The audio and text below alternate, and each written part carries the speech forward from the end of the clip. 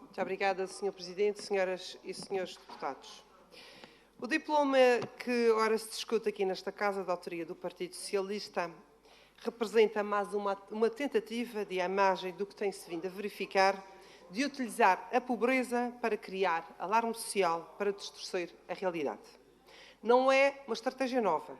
De facto, há um ano de eleições legislativas regionais, começa-se desde já a perceber o desespero eleitoralista da oposição para quem tudo vale para tentar descredibilizar as políticas sociais e outras que têm sido desenvolvidas na nossa região.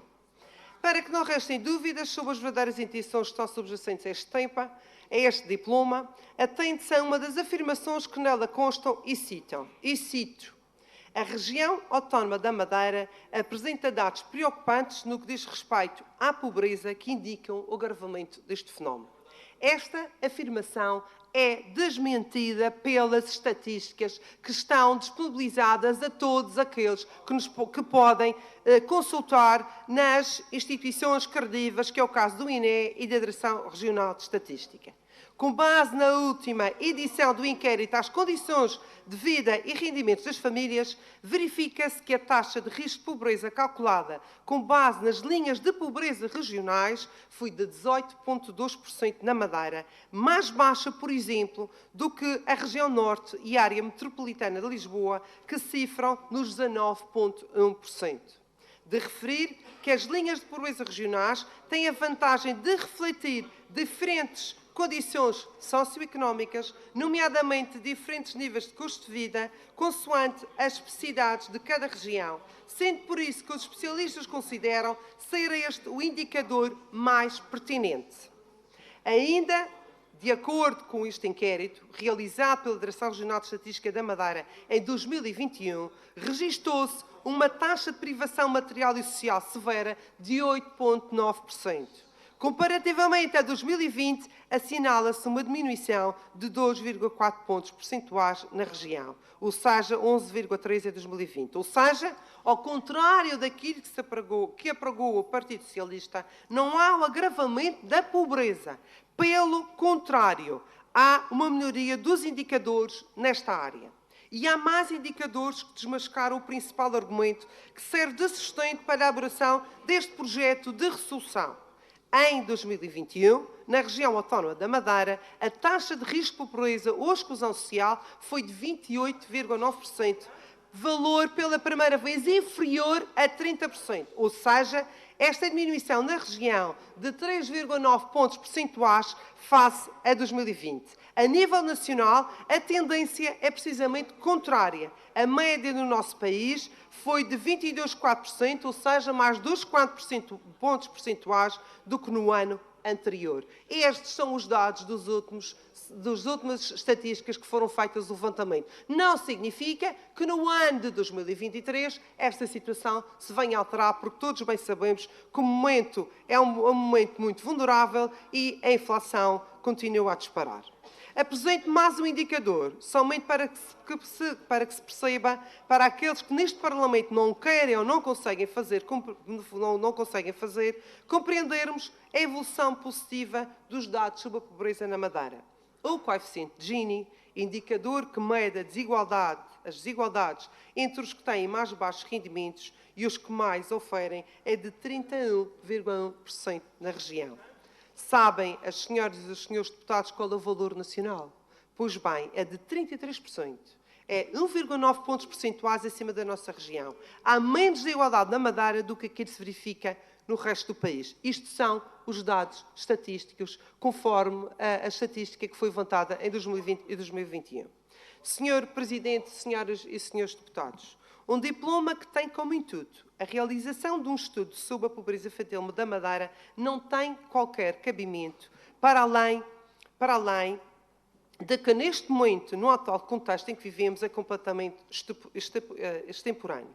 Aliás, como a senhora deputada Elisa Seixas aqui referiu, que participou na consulta pública, é importante que fique esclarecido que o Partido Socialista não participou a quando os pedidos dos contributos pela Secretaria Regional de Inclusão e dos Assuntos Sociais. A Secretaria fez e pediu o contributo de um conjunto de instituições, de um conjunto de entidades, um conjunto de instituições e de entidades, e que sobre esse mesmo apuramento desses mesmos parceiros foi então feita a consulta pública, e aí sim o Partido Socialista entrou nessa mesma consulta pública, mas não participou a quanto o pedido dos contributos pelo conjunto de entidades que, assim, era onde estava a base de trabalho para a realização de uma estratégia desta natureza. E, aliás, não posso acreditar que quem tenha lido, pelo menos lido ou passado os olhos pela estratégia regional, passa agora a propor uma coisa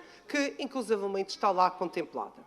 Por outro lado, o Governo Regional tem, neste momento, 4 medidas que incidem ou trabalham de forma transversal a área da pobreza na área da infância e da juventude, que é onde este diploma aqui refere. Ou seja, não se pode estar a falar da infância e juventude sem falar de outras áreas que são paralelas e que têm necessariamente de se atuar para que tenha reflexo junto da infância e da juventude. E falo nestas 4 medidas e refiro-me à Estratégia Regional da Inclusão Social e Combate à Pobreza 2021-2030, o Plano Regional para a Família e Intervenção Social, o terceiro Plano Regional contra a Violência Doméstica, os 3 em execução e ainda o Plano Regional para a Infância e a Juventude, que se encontra aprovado pelo Governo Regional, que podem todos consultar no passado dia 14 de setembro, e que é, assim, um plano muito direcionado para estas faixas etárias. Estes planos contemplam já o desenvolvimento de várias medidas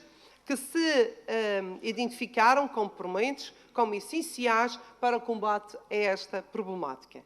A elaboração da estratégia pressupõe o cumprimento de diversas premissas, entre as quais a realização dos diagnósticos, com base em dados estatísticos oficiais disponíveis através do INE, onde contam os dados relativos à pobreza do país, incluindo também as das regiões autónomas, também os dados da região autónoma da Madeira.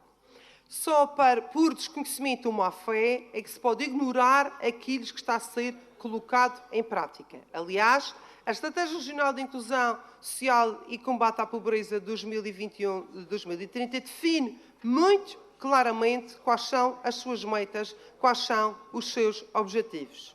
Desconhecimento porque estão aliados da realidade, ou má-fé porque, sabendo e conhecendo as medidas encetadas, prefere-se fazer política do bota abaixo, da vila e torre de destruição da realidade em que vivemos para outros fins. O plano é claro, o plano tem metas muito específicas, o plano é muito objetivo e não se pode estar a explorar a pobreza infantil sem explorar todos os outros temas conexos, como é o caso da família e mesmo o plano da infância e da juventude. Na estratégia e nos planos regionais que elenquei, está contemplada a elaboração de estudos, a avaliação sistemática, ou sistémica, destas mesmas metas, que impõe averiguar o impacto destas mesmas medidas, atualizando as mesmas e aperfeiçoando. Ou seja, é um plano que é constantemente avaliado e que tem de ser envolvido todas as partes, e o tal conselho que aí é proposto nesse mesmo diploma, que exatamente existe um conselho específico e existem grupos de trabalho específicos para acompanhar este mesmo plano. São estes mesmos estudos, repito, previstos no documento aprovado em Conselho de Governo, têm servido de base para a implementação de medidas sólidas, eficazes e duradouras que têm sido, de uma forma proativa, encetadas por este Governo. Se queremos apoiar e se queremos acabar com a pobreza infantil, temos necessariamente que dinamizar a economia e temos que necessariamente de apoiar, manter os postos de trabalho e temos necessariamente que apoiar as famílias. As políticas do Governo Regional estão à vista de todos e estão no terreno. Podia aqui enumerar um conjunto de medidas e de programas que estão a ser desenvolvidos, mas não vou fazê-lo, deixá-lo-ei para uma outra próxima oportunidade. Com uma atitude proativa, baseada em políticas de apoio à manutenção do emprego, de apoios diretos às famílias, tem sido possível fazer face às dificuldades sentidas. Não obstante, o clima de incerteza em que se vive, com uma conjuntura internacional e nacional manifestamente desfavorável, temos conseguido melhorar paulatinamente e ano após ano os indicadores que dizem respeito a este fenómeno que a todos nos preocupa e que queremos efetivamente mitigá-lo e minimizá-lo. Muito obrigada.